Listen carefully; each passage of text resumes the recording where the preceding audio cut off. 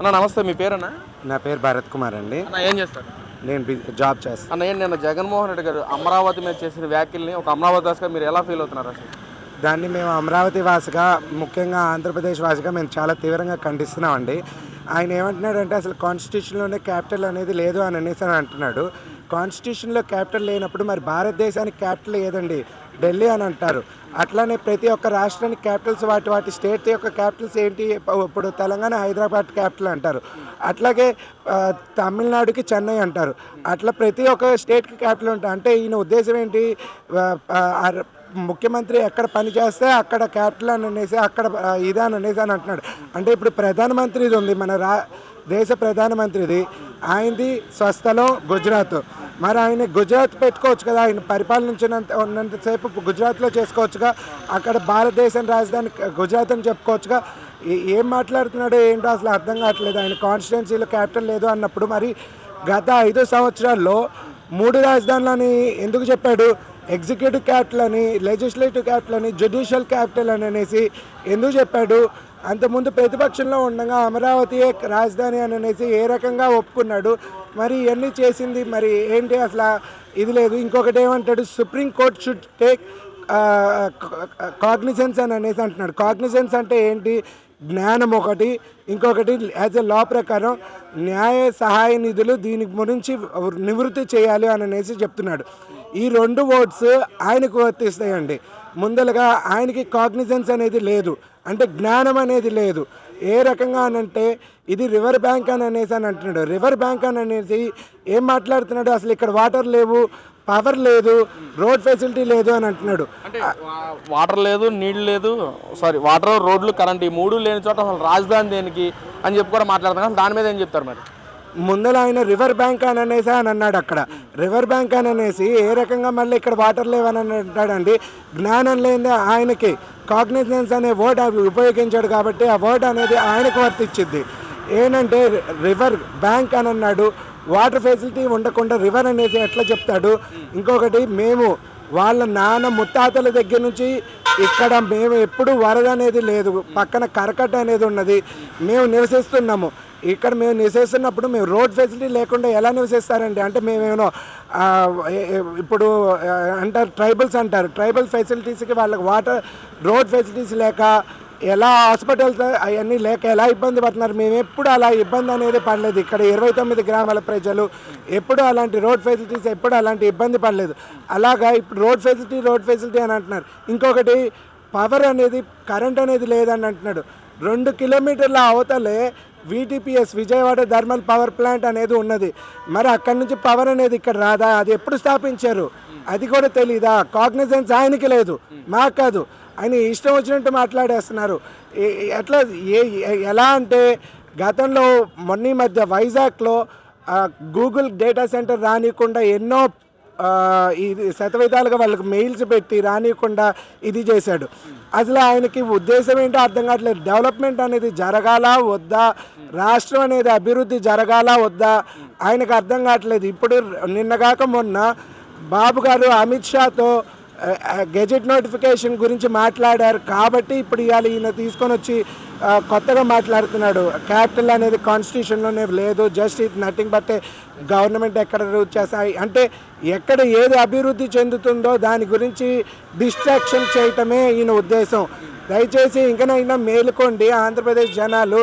ఈయన్ని ఎవరు నమ్మద్దు. ఇప్పుడున్న వైసీపీ పార్టీలో ఉన్న కార్యకర్తలకు కూడా మేము ఇదే విన్నపం చేస్తున్నాం. యాజ్ ఆంధ్రప్రదేశ్ జనాలుగా మీరు మీ ఫేమ్ని ఇవన్నీ నాశనం చేసుకోమాకండి. అక్కడ ఉండి ఆ పార్టీలో ఉండి నాశనం అనేది చేసుకోమాకండి.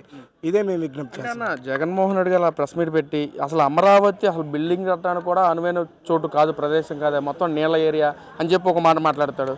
మరో పక్కేమో అక్కడ కరెంట్ లేదు, రోడ్లు లేదు, నీళ్ళు లేని చెప్పి ఒక పక్కన మాట్లాడతాడు. అసలు ఏంటి జగన్మోహన్ రెడ్డి ఏం చెప్పాలనుకుంటున్నాడు అసలు ప్రజలకి?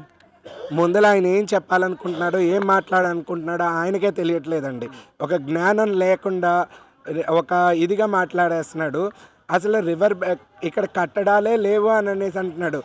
కట్టడాలు లేవు అని అంటున్నప్పుడు మేము మా ముత్తాతల దగ్గర నుంచి ఇక్కడే ఉంటున్నామండి. మేము స్థిర నివాసులుగా ఇక్కడే ఉంటున్నాం.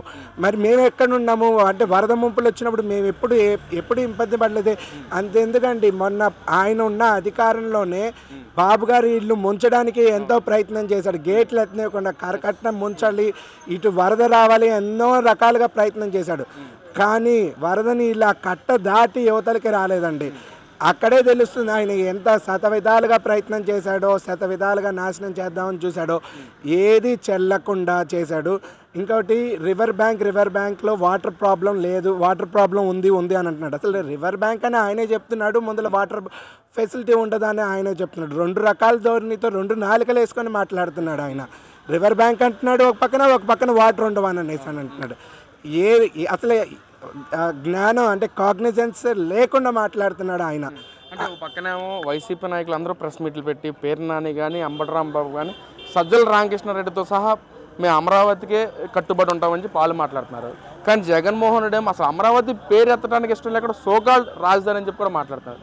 అసలు వీళ్ళు ఎలాంటి స్టాండ్ తీసుకుంటున్నారు సార్ అసలు వైసీపీ పార్టీ వాళ్ళు ఒక స్టాండ్ అనేది లేకుండా ఉన్నదండి.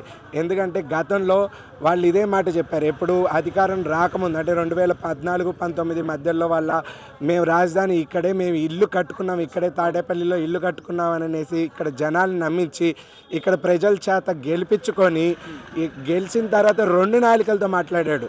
మేము 3 రాజధానులు కట్టుబడి ఉన్నాము, అమరావతి రాజధాని కాదు. అసలు ఈయన ముందల అమరావతి అన్న పేరు ఆయనకి రావటం, ఉచ్చరించడం అనేది ఆయనకి ఇష్టం లేదు. లేకనే ఆయన ఏం మాట్లాడుతున్నాడో, సజ్జల గారేనో అమరావతి రాజధాని మేము ఇక్కడే పెట్టాం, మేము ఇదే రాజధాని అంటున్నాంగా అని మాట్లాడుతున్నారు. అటు సజ్జల కానీ బొత్స కానీ ఆయన మాట్లాడుతున్నారు. ఈయన వచ్చేసేనో అసలు అమరావతి సో కాల్డ్ క్యాపిటల్ అని అనేసి. సో కాల్డ్ క్యాపిటల్ ఏంటండి? సో కాల్డ్ క్యాపిటల్ అన్నప్పుడు ఆయన ఏ రకంగా 3 రాజధానులు అని చెప్పాడు, మరి అది సో కాల్డ్ క్యాపిటల్స్ కాదా? మరి అసలు ఒక జ్ఞానం అనేది లేకుండా మాట్లాడుతున్నాడు. బుద్ధి జ్ఞానం ఉన్నోళ్ళు ఏం చేస్తారో కనీసం మూర్ఖులకి మనం ఏమి చెప్పలేమండి. మనం ఎంత నానబెట్టి ఇసుకల నుంచి తైలమైనా చేయగలం, కానీ మనం ఎంత బోధించి మూర్ఖులకి చెప్దామని చూసినా వాళ్ళు వినే ప్రసక్తిలో లేరు, ఉండరు. అలాంటి మూర్ఖులకి మనం ఏమి చెప్పలేమండి. వాళ్ళు ఈ రోజున ఎన్డీఏ కూటమి గెజెట్ నోటిఫికేషన్ తీసుకొచ్చే తరుణంలో జగన్మోహన్ రెడ్డి అలా ప్రెస్ మీట్ పెట్టడం, దాని గురించి ఏం చెప్తారు మరి? మెయిన్ ఆ రోజు ఈయన ఎన్డీఏ కూటమి అంటే చంద్రబాబు గారు అమిత్ షాతో గెజెట్ నోటిఫికేషన్ గురించి మాట్లాడారు కాబట్టి ఈయన సో కాల్డ్ క్యాపిటల్ అని అనేసి, లేకపోతే సుప్రీంకోర్టు షుడ్ కాగ్నిజెంట్ అని అనేసి ఇవన్నీ మాట్లాడుతున్నాడు. అసలు ఈయనకి అభివృద్ధి అనేదే ఇష్టం లేదండి. ఎందుకంటే మొన్నటిదాకా వైజాగ్ మీద పడి ఏడ్చారు. ఆయనే రాజధానిగా వైజాగ్ని ఎగ్జిక్యూటివ్ క్యాపిటల్ అని అనేసి అన్నాడు. గూగుల్ డేటా సెంటర్ అక్కడ పెడతానంటేనే ఎందుకు గూగుల్ డేటా సెంటర్ అన్ని వైజాగ్కినా అని అనేసి మాట్లాడారు. అంటే అన్ని కంపెనీలు అక్కడ పెట్టుబడి పెడుతుంటే ఎందుకు అక్కడ అని అనేసి వాదిస్తున్నారు. ఇవాళ అమరావతికి గెజెట్ నోటిఫికేషన్ గురించి మాట్లాడితేనే ఇవాళ అమరావతి క్యాపిటల్ కాదు, అసలు ఇక్కడ capital nothing but Vijayawada, Guntur అది క్యాపిటల్ చేయండి అని అనేసి